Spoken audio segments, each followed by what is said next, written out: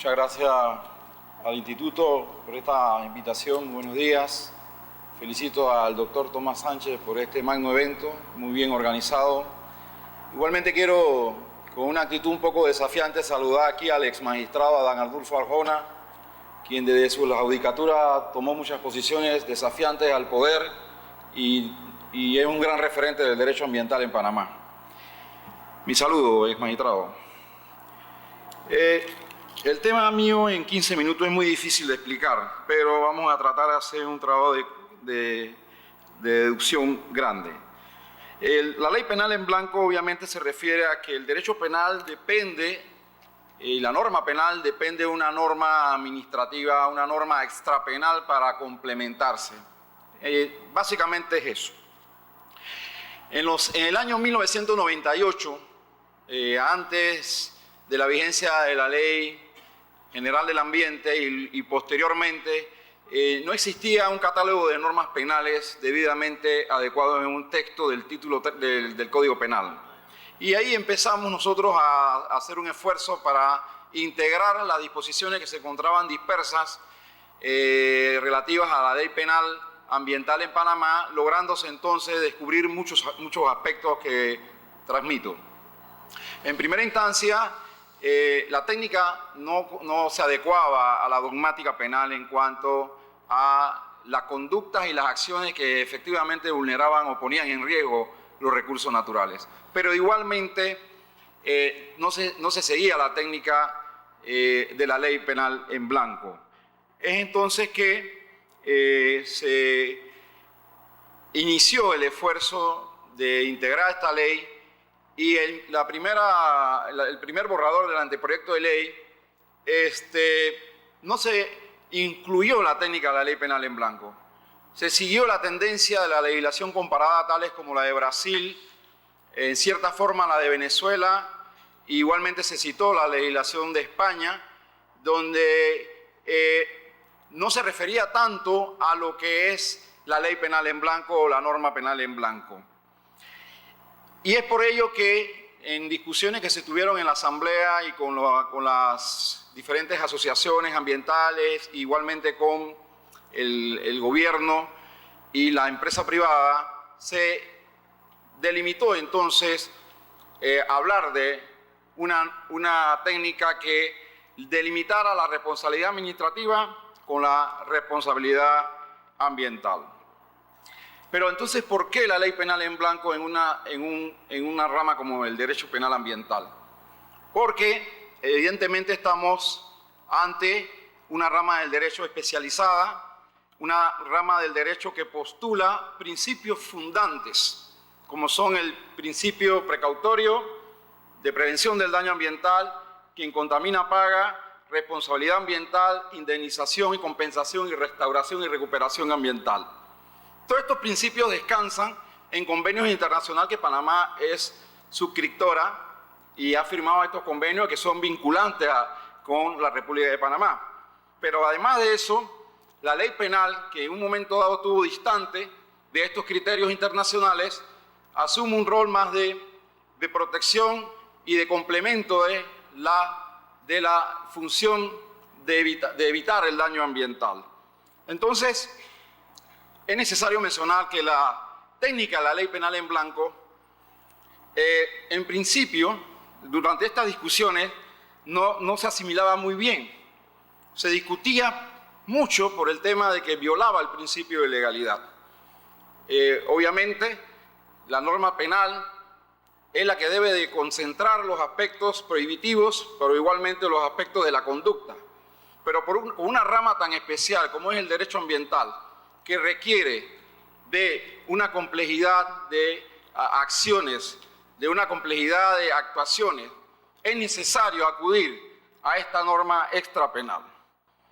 Yo quisiera llamar la reflexión de todos con una intención provocadora de que esta rama del derecho penal, la intervención penal, solamente debe plantearse para conductas graves para el ambiente.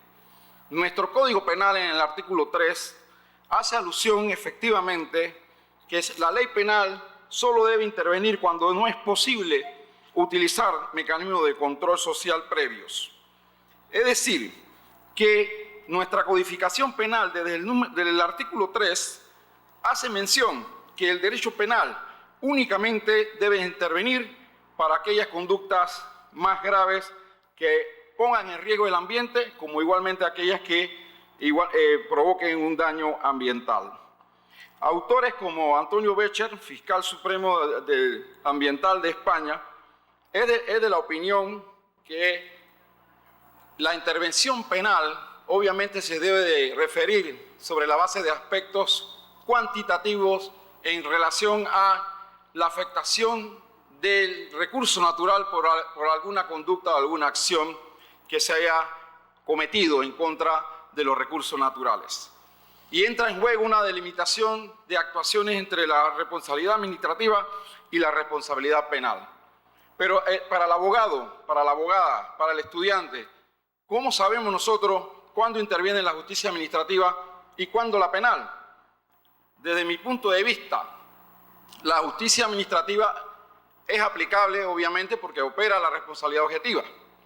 Opera y funciona esta responsabilidad objetiva. La vulneración de la norma de control, de prohibición, de fiscalización. Y ahí interviene la justicia administrativa. Pero en la penal, y llamo la atención, sí es necesario que se cumpla el criterio de la última ratio, el criterio de la gravedad de la conducta, como lo mencionó el fiscal Antonio Becher en una de sus disertaciones, de que se mide en función de aspectos cuantitativos y de aspectos de la prolongación de los perjuicios y del daño. Y nuestra propia codificación así lo advierte. Es necesario acudir a otros controles antes de la vía penal. No con esto quiero decir que la vía penal no sea efectiva. No con esto quiero decir que el derecho penal no cumpla un rol de protección de la norma administrativa de control y de prohibición. Claro que sí, lleva esa función complementaria de protección de la normativa. Por lo tanto, reitero que la aplicación del derecho penal debe funcionar sobre la base de aquellas conductas más graves.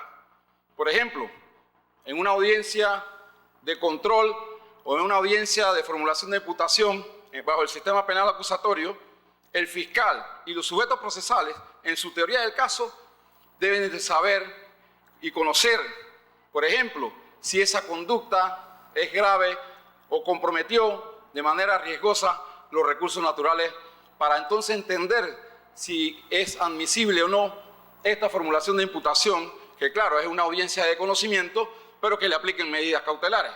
Y el abogado y la abogada tienen que conocer, el jurista tiene que conocer que esa norma complementaria es aplicable para el caso, si es aplicable para esa carpeta, si es aplicable o no esa formulación de imputación ante el juez de garantía y si es aplicable o no una aplicación de medidas cautelares. Por ejemplo, se levanta un expediente o una carpeta por el incumplimiento de un estudio de impacto ambiental categoría 1. Puede hacer caso que el proyecto, al momento de que se aprueba el estudio, los criterios de protección conllevan a que ese estudio era categoría 2 o categoría 3. Ahí podemos tener un problema. Pero ocurre el caso, y que una situación que me pasó hace unos meses, que fuimos a una diligencia bajo el sistema penal acusatorio y vemos casi 25 peritos entre privados y públicos. Y vemos que el proyecto no había ni iniciado.